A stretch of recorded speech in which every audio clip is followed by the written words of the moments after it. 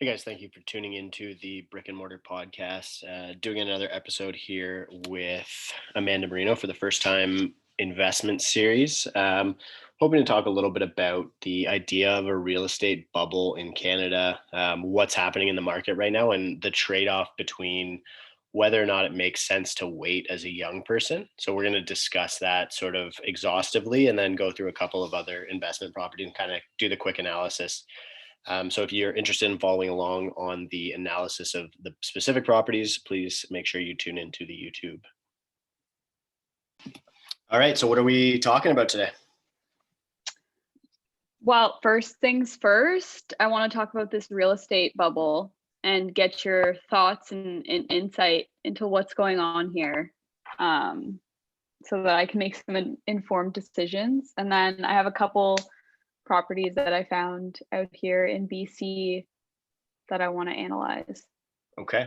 The bubble piece is tough. You can get pretty granular about like analyzing it, but I mean, you're finally starting to see the banks acknowledging the risk in the market. I think BMO being the most notable, who's sort of described the market's current state as a melt up, which, in historic bubble analysis would be kind of what would be the final phase, and that there's really no way that the policy environment can stop what happens next. I think that when you think about what happens next, it's like, is this the new normal and nobody from our generation will be able to afford a home, or do things correct? And that's kind of the bigger question, right? And that, I think that leads to the question that you want to discuss, or among the ones that you want to discuss here, which is, is it a better thing to do to wait or to continue to be active as a purchaser in the market? Right.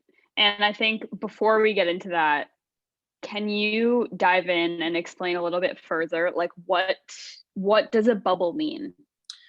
Yeah, so a bubble is really just characterized as a realization of rapid price growth. So like the first one, the most famous bubble that existed was tulip mania in Holland, when basically the price of tulip bubbles accelerated so quickly, and then eventually they just completely dropped off.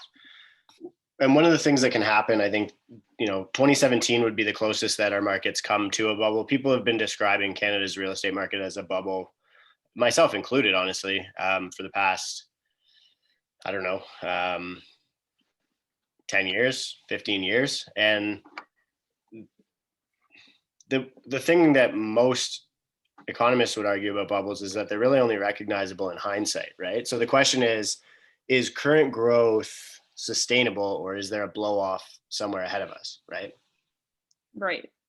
And my answer there would be, I think it's a bad scenario either way. Like, people who are hoping that there's a correction ahead of us maybe don't understand what they're wishing for. If you think about The Big Short, right? The film. Right. Because if a correction happens, that means that interest rates are going to increase. Well, right? That would be, interest rates would increase in an effort to, like, you're already seeing bond yields increase, right? And bond yields increase in an effort to get money out of the economy. So there's too much liquidity in the economy, and that will cause the price of things to grow. Right now, we're seeing growth in assets, stocks, equities, futures, and real estate. But eventually, and that will translate to inflation in the market as more people realize the gains that they've got from assets. Then they start bidding up the values of hard goods, and CPI, the Consumer Inflation Index, basically will grow. So the government has a limited set of tools to curb inflation or to cap inflation, and interest rates would be one of the most noticeable ones. I think the probably the bigger risk that exists in regards to interest rates is that if you're buying today at 1.5 and you're forecasting based on the payment in 5 years, when you have to renew, and if interest rates are even still at historically low rates of 3%, your interest payment has doubled when you have to renew a mortgage. And so your mortgage payment is going to be a lot more expensive than it was today when you're purchasing. Yeah, exactly. And so I guess, like, either way, as somebody who doesn't own real estate yet, it's a risk either way, because right now, if I decide to buy now at, 5% down on a mortgage that has a 1% interest rate, like, I am paying, like, $1,500 a month to own a home. But the risk of me not purchasing a home right now and purchasing a home in, like, 3 to 5 years from now, if the interest rates go up at all, like, I'm gonna be paying more on a monthly basis to own that same home, Yeah, assuming the cost is the same. and that's one of the reasons why people are so comfortable by overpaying for property right now, because they're saying to themselves, "Oh, I'm saving, $20 to $40,000 in interest by comparison to what I would have, or what I might in a year." And so, it's okay. Like, there's more than just the value of the property that goes into the equation, right? And so a lot of people are Right. factoring in those interest savings into their purchasing decision, and that makes them a lot more bullish on, or a lot more active, and so the economics of the deal make a little bit more sense for a lot of people, right? Even if you're qualifying at the stress test rate, I mean, most people don't think about that. In Canada, I would say that we're trained, and I said this in the last episode, I think we're trained to think about the payment, right? Your car lease, whatever it is. Yeah. Yeah, I mean, that's what I'm thinking of, because it's like, oh, even if the market drops, I'm gonna be paying more in interest, so, like, my payments are gonna be the same. Right. Yeah. Yeah, and I mean, there's really not a huge amount of risk from a borrower perspective, that the lender will say at the end of your term, "Oh, your house isn't worth as much. Screw you. We're not funding this deal." Like, they kind of just check a box and renew the deal, right? Yeah. Uh, Hmm. yeah, That is just craziness. There's so much to think about. yeah, yeah. There's a lot of moving parts, and I think that that's like why, as a young person, it's important to kind of compartmentalize what, like, and there. So the other element is what you were describing is, okay, if you also don't buy a house within the, today, in 3 years you'll have had 3 years worth of rent payments behind you, right? That wasn't money that was going towards your mortgage. So that's equity that you'll never see again, right? Like, that's money that you is gone. So the opportunity cost is another piece of analyzing it. So I think you can kind of break it down to really think about it that way. Like, if somebody's living at home, the cost of them waiting to see if the market drops is really just, if the market grows, they're missing out on that. But if there's an opportunity cost every month that goes by where you're not paying equity but you are paying rent, it's more quantifiable of what it's costing you each month to not own real estate, right? That could have been money that you'd be paying to yourself as a mortgage. Um, Very true. And then I guess in addition to that, like, if you're planning on adding rental income on that property, like, that's an additional opportunity cost, right? yeah, that's an opportunity cost of investment value that you didn't get. You didn't get somebody else paying your mortgage for you that was paying rent for the next, for the 3 years. Um, Yeah. that's why I just encourage a lot of young people who are looking to purchase real estate right now to focus on making a good investment. That's how you hedge against a scary market, and a market that has real downside risk, right? It's pick something that Yeah. makes good economic sense and checks as many boxes as you can. The challenge Yeah. is, in this market, a lot of people don't actually have the luxury of shopping around, right? You're kind of offering on everything in your price range in hopes that you get one.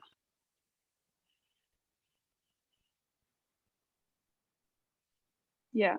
Well, yeah, and that's a good kind of, like, segue, unless you have anything else to add on that, because as we've talked about in, like, in our previous episodes, I've kind of been going back and forth on, like, what type of property I'm looking for and, like, what type of investment I'm looking to make, and I've kind of had this realization that, like, no matter how much I'm paying, or, like, what I'm buying in this area is a good investment, because there's going to be a high demand to live in this area no matter what, Right. because there's just so much to offer. So, like, investing here makes a lot of sense. because you kind of always have that hedge. Like you're always going to have a demand for rental units. Yeah, I mean, I think that the idea of a rental unit play comes from a couple of different elements, right? And one of them would be, is there always going to be people that are able to rent? Well, yeah, the more the values increase, the less accessible it becomes. More and more people are going to enter the rental market as a housing solution. Yeah. And then as the population grows, we're going to see more and more people in Canada, period, right? We are seeing record low population growth. But that will change, or the assumption is in the market that will change in a post-COVID world. Do I believe that? I'm not sure. Right.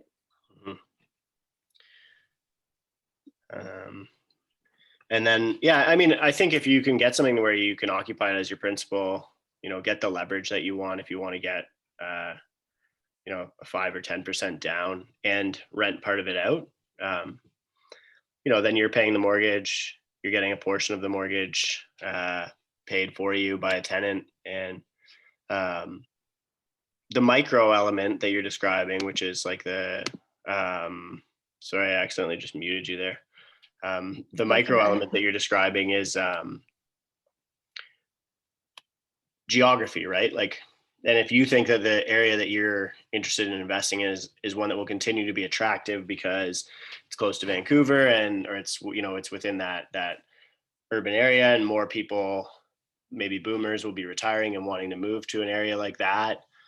Yeah, absolutely. That's something that like more, a local agent or analyzing and thinking about the local economics and the microeconomy is going to be more worthwhile. But if that's the thesis that you have, then I would run after it for sure. Well, I mean, the market here has already experienced such a huge boom. Like it's insane. Right.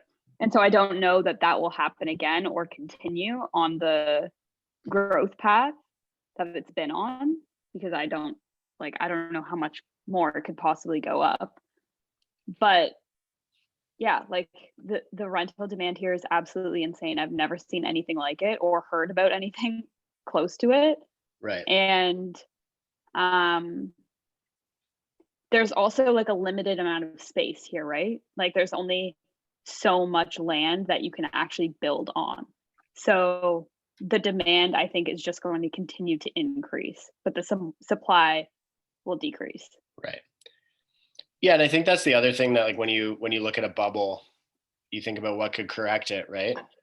In the way economics work, right, is that prices rise and more suppliers enter the market because they feel that the price is compelling enough that they would sell at that rate, right?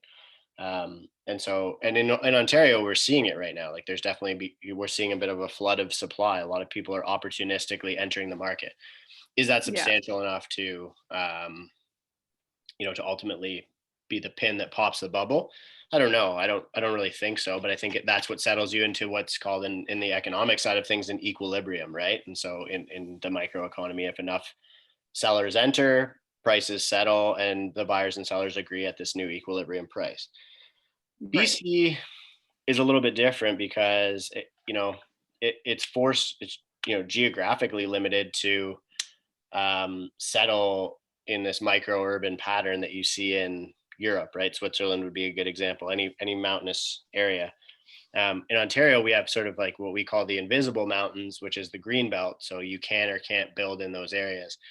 But we don't have actually a real land scarcity in Ontario. Our land scarcity comes from municipalities' inability to get water and sewers and electricity to these large tracts of land that you could potentially build hundreds of thousands of homes on. So I would agree that BC probably has a better protection by comparison to Ontario. My curiosity is, which is going to be the most compelling one, which is most likely to see population growth driven or sustained over time. If you're thinking Ontario versus BC, and a lot of that will come down to industry, quality of life and value as well. Can people afford to migrate there? Right. Yeah, that makes sense. Yeah. I mean, I'm super interested to see what happens because, there are smaller towns north of where I'm currently looking. And I'm just curious. I hypothesize that these smaller towns will become bigger towns, similar to the size that I'm currently in right now, like 25,000-ish people. Yeah. Um, and like people will continue migrating north, but you get just like quite far from the city. So unless one of those places establishes themselves as kind of like city-ish, I just don't see like how those northern cities will be as attractive as something that's closer to Vancouver. Yeah, I mean that sort of becomes more of like an urban economic question, right? And Ontario is very similar because we have the Toronto core, and then Yeah. a bunch of cities that have sort of sprouted out around it. But you do have a London, Ontario, Ottawa, Kingston. There's a lot of smaller like second tier cities. Yeah. I think that when the easiest way to answer your question would be to look at provincial growth initiatives. So in Ontario, we have what's called the Places to Grow Act. That sort of dictates where population is supposed to settle. So municipalities basically have guidelines that they have to follow, how many units they need to get into the market to accommodate for the growth that the area is seeing. I would imagine there's something similar in BC, and I'll do some investigating to see if there is. But the other question is, do people actually need proximity to a city? Like, do we really need this? We think that this is this time tested and true model of existing, that you need to be close to an urban core, and then all the suburbs sort of are around that, and you need proximity. But I think that urban economic viewpoint is being challenged very much right now. The last straw was sort of the workplace, right? The central business district. Mm-hmm. And now we're seeing, potential decentralization of the workplace, remote work. You can order you can do the majority of your consumption, your retail shopping, etc., online now. You can get anything delivered to your doorstep. Do we need proximity to the downtown core to work? Less so than ever, right? Yeah. So there's like, more, and I think that the buying patterns that we're seeing in the market right now are reflective of that being the reality, that people are coming to terms with the fact that they might not need to be close to the city, right? Very true. That's actually an interesting point you just brought up, with having delivery being so like making everything accessible. But I know a lot of the towns here have issues with delivery, because like some couriers just like won't go to some areas. So I Mhm. think looking out here, that's something to keep in mind, and that's something to look at, is like how easy can things be couriered to said location. um Right. Yeah. Or you could, if you say, okay, yeah, this place will get an Uber, or it would have a Starbucks if it had, 40,000 people rather than 10,000, and then it'll yeah. go in. I mean, you can kind of get in almost like in the like, if you're thinking about an equity on the stock market, like you'd be getting in at more of like a startup phase. Okay, I'm getting into this city sort of in its less mature phase in its life cycle. Yeah. And does it have potential to grow? Because I mean, construction costs don't really range that much. That your trades are a little bit more expensive in an urban area, but it doesn't cost. It's not like it's cheaper to build a house out in some super rural area. So it's the land value that ends up being the discount that you get, right? Because Yeah. um, so will we grow to a point where all of these towns, these super small towns, are eventually filled with people? I mean, probably. It seems to be the objective of Canada. It seems to be how we plan for our economy to function. Is Hmm. it actually achievable? I don't know, right? Yeah. Nope, nobody does at this point. Like, given you know just immigration goals, targets for the federal government. There's a lot to think about. Yeah, there's a lot of unknowns. I just got to grab my charger. Yeah. Sorry. Yeah, if you want to share your screen. Yeah, I'm just gonna pull up the other one too. Okay, cool.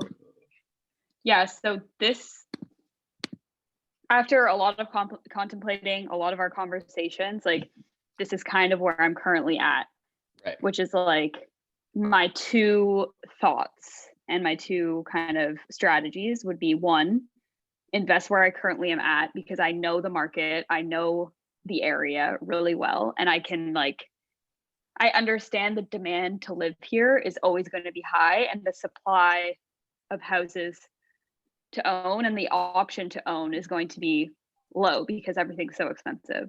So Yeah. like my thesis is kind of like, get into whatever you can get into here, and just go from there. Right. So And so this this is would kind sort of of be like, the entry level product that you're describing. yeah, so this is entry level. This is like the cheapest possible thing you could find in this area. Okay.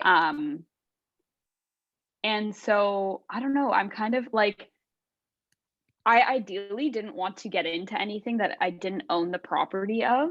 Mm-hmm. Because this is like strata condo type of situation. Right. But like, this is all there is. So like, if I care about this place that much and think it has that much potential, like, is this still a good investment?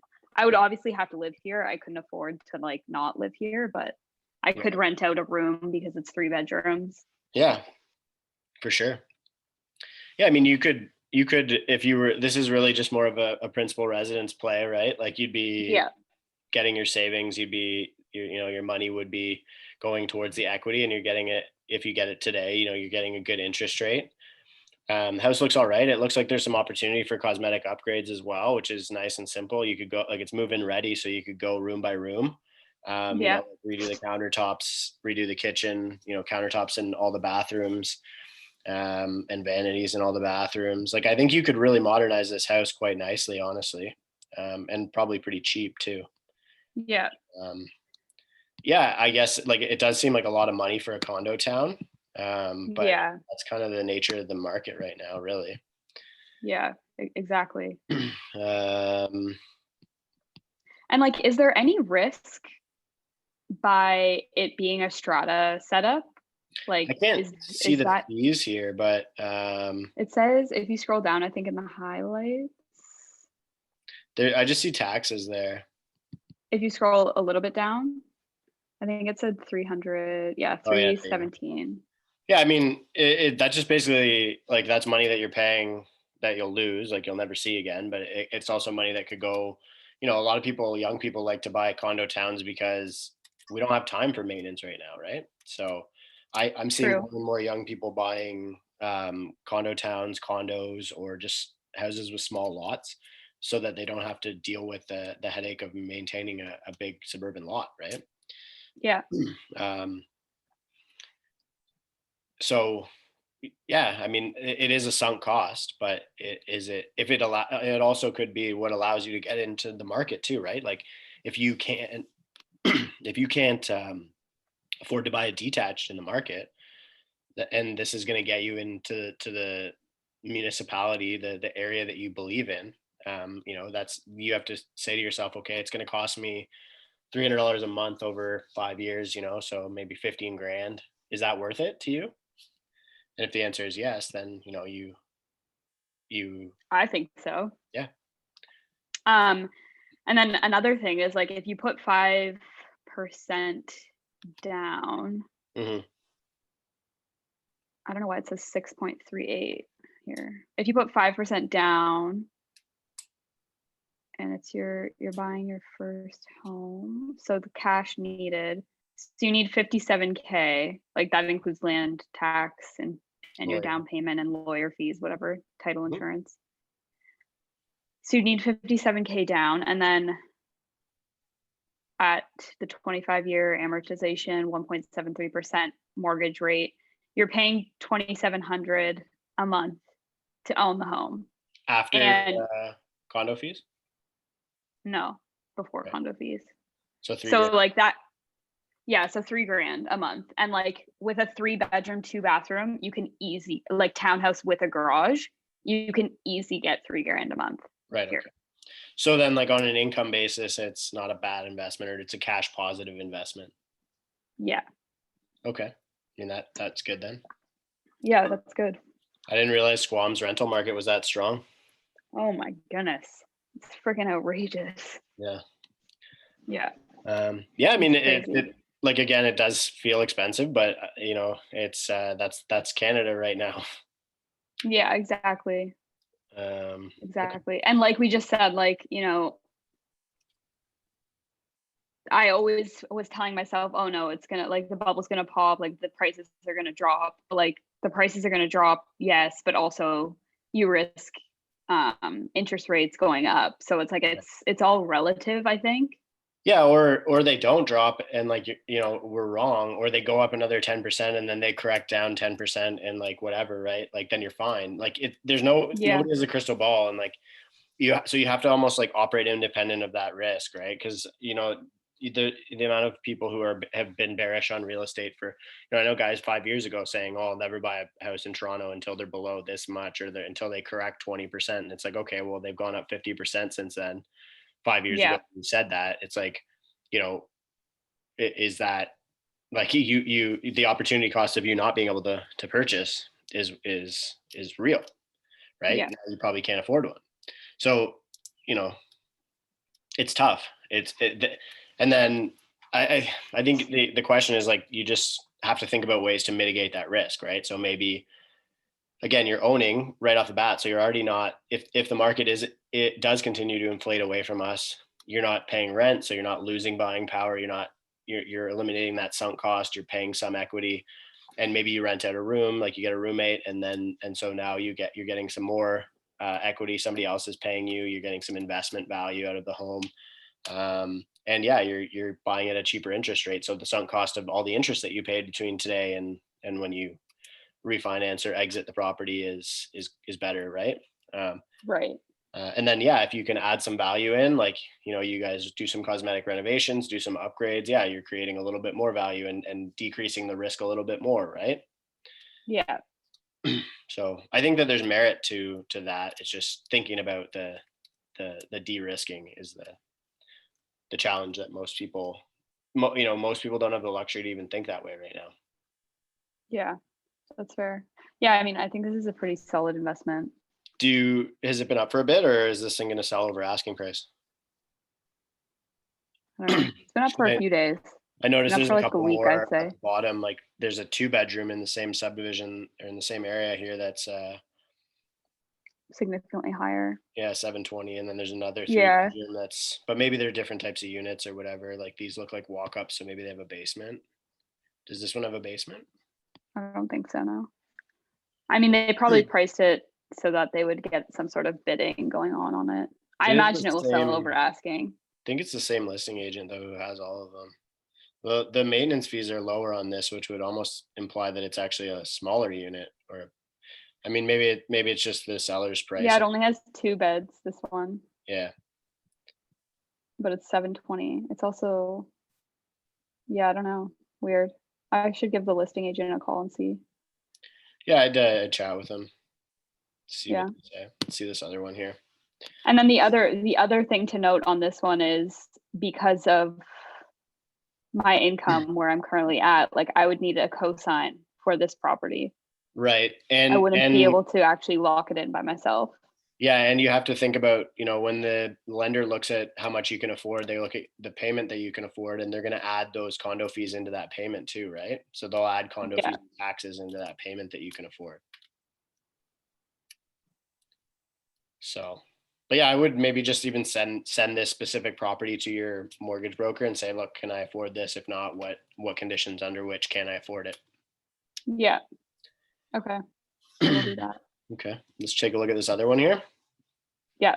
So this one is one that I can afford myself. It's in a town that's 3 hours away from me here. So that's like 2.5 hours from Whistler, which is like the main ski mountain, and Mhm. like 1 hour from Pemberton, which is also like an up and coming town. And then it's 2 hours from Kamloops as well. So it's like on the way and like close to a lot of towns that are like quite big. Yeah.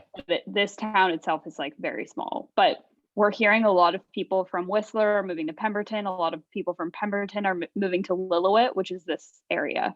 Right. It's because people who like that like secluded, Yeah. small town vibe want to keep it and go here. So this is a dual lot property, I believe. It has two like separate lots, but just one dwelling for now. I like it. Yeah, I like it as well. It's obviously a lot more affordable, but like my thought is like the rental market isn't as strong there. Like you're not going to get as much, but there still is a lot of people who want to live there just because the displacement from the other towns. Yeah, I mean, if you're noticing this qualitative trend in the market that more and more people are seeking that peace and serenity and small town life, then that's not something that I would know about, right? But I objectively, I really like this just because it's price floor product. Like, I mean, that's like national price floor. Like, it's hard to find houses in Canada at this price. It's got it's 3 bedrooms and 2 bathrooms. You could probably Airbnb this if Lillooet is an attractive area for that kind of thing, and give it a shot. If not, you could rent it out and probably do all right. And it's got, this could check multiple boxes for you, right? Because you could do the rental. You can, it's accessible for you to do on your own. But also it's got the second lot. Like you could get that lot service, pay the development charges, not right away, but over time, get some building permits and build another house beside it. Right. And then sell that one or live in that one and sell this one or whatever. Right. So there's like, from my perspective, when you talk about how many different ways can you de-risk an investment in a market that appears to be a bubble. Yeah. This checks more boxes from my perspective. Okay. And that's good because honestly, this one like excites me a bit more and I feel confident and more comfortable like at this price point, I can easily make these payments by myself. Yeah, like even if if you didn't have a tenant or whatever it was. Yeah, I really like this deal. Like I like that it says that there's 2 separate legal lots. So like you had 2 60 by 101 lots. You can build a second house there. It's just figuring out what, if you have to tie into and small towns typically don't have bad development charges. So like you might not even have to pay too much to build another house and then you can focus on building it, right? Right. Save up some money or whatever it is, pour your foundation. Yeah. Like the land size is quite large. So yeah, it's big for a single house. Yeah. And then if you can cut it into 2, I mean, that's awesome. At the end of the day, then you own 2 houses for the price of 1, right? True. Because it's probably going to cost you like another 250 to 3 to build a house, right? Yeah, at least, yeah. But if it's, depends what would a brand new house in this town sell for, right? I don't even know. I haven't seen a brand new house. Here's like a nicely updated one in Lillooet. Yeah, in the same town. I checked this one out. It's pretty nice. Yeah, looks pretty good. It's not brand new. Let me just see if I can. Let's assess the market a little bit. So there is cheaper stuff. Mm-hmm. This one, this 219 is right on the train tracks. Right. And then the one cheaper than that is a modular home. The one right here for 150. Yeah, you can tell it's like a trailer. And yeah, that's like a trailer park home. So like anything cheaper than the 379 is like has, some sort of catch involved. This one looks interesting, like trying to see what sort of like the luxury market looks like in this area, right? Yeah, like that's super strong, right? Yeah, I mean, provided that it's having a good, there's demand for this type of product, right? Like, are there people? Because I'm just wondering, like, what's the actual upside potential? I actually pulled up this one as well when we were looking. This is cool to me. This has been up forever. Little mixed use.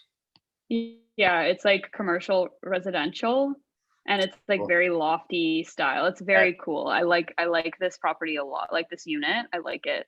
Yeah, I'm a big fan. Especially because it's on the main street. And it's a duplex too, eh? Yeah, I really like this as well. Like I'm keen on both spaces. I think it is actually, it's Main Street, right? Yeah. Main Yeah, Street, it looks Lillooet, like which is strong. Just that address alone. it looks so stunning with the mountains in the back there. Yeah, it's cool. Like very cool. You could do a lot with that space. Yeah, so not much in regards to new. I was just Yeah. trying to see like what a land value would be like if there's a new house selling, if you could get an idea for if there's upside. But like there's a lot of these towns like this in Ontario too, right? Where it's like your only real risk is like that the town doesn't exist in 10 years, right? Or 20 years. Like, but if this is the type of place where there are people who want No. to, like, Yeah. but yeah, and in some places in Ontario, it's kind of like that, right? But a lot of them are becoming cottage country or whatever now. But like your paper towns or like in the US, like a lot of those coal mining towns that have just become ghost towns. Yeah. I No, don't like think this that is right on a main, it's right on a main highway, right. and it connects Sea to Sky to like kind of central Kamloops, Kelowna, Right. BC. So like you can go two ways. You can go up north or you can go down through Van. Right. The north side, so like where Lillooet is, it's called, you have to go through the Duffy, which is like the highway. It's extremely terrifying in the wintertime. Yeah. So it's not heavily trafficked, but like because those are the only two ways, as this area becomes more developed and more populated, they will have to like invest some resources into like fixing that highway up. And Right. so that means Lillooet becomes more accessible, becomes more attractive. Right. I There you go. think. Yeah, I mean, look, you don't have to sell me on a rural Canadian investment property. Like, Yeah. I'm super down. I'll even throw some cash at this with you if you want, especially with the 7 Damn. potential. Yeah. I like the deal. Yeah, I do. I mean, I just think it like, but I'm probably pretty biased, and I have no reason to be because I've never seen anybody really get burned on like the principal residence savings vehicle idea, right? I mean, in 2017, I think I sold one house that like the guy probably would have lost some pretty bad value, but he's held on to it till now, and he'd probably be up 10% since then, right? Um, so, but I like, to me, this qualifies more as an investment, that whereas the other one's more of just a savings vehicle. And there's nothing wrong with a Right. savings vehicle. I would say that most people our age need a savings vehicle because we're bad at saving money. You and I probably Mm-hmm. maybe not fit into that, but most of people from our generation are, right? Yeah. So, and most Canadians are. That's why housing has always worked well for us. But I think that if you're thinking about bubble risk, what a house Yeah. that you literally couldn't buy the land and rebuild the house and depreciate that house by 50%, you still could never replace that product for that, right? Yeah. Yeah. So, Yeah. I'm keen. Okay, cool. Well, I'm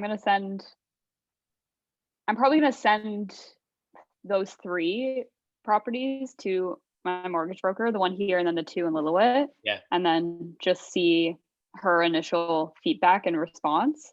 Yeah, the commercial one in Lillooet, I think, would be tough from a lending perspective. It's hard to get commercial credit. But maybe if they can slide it by as a residential investment, because you're going to be occupying it maybe on paper, then Yeah.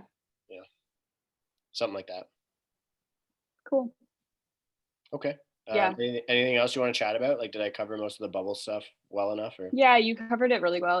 It's good because I really have been like just feeling like, oh shit, like maybe I shouldn't do this, like maybe it's a bad idea.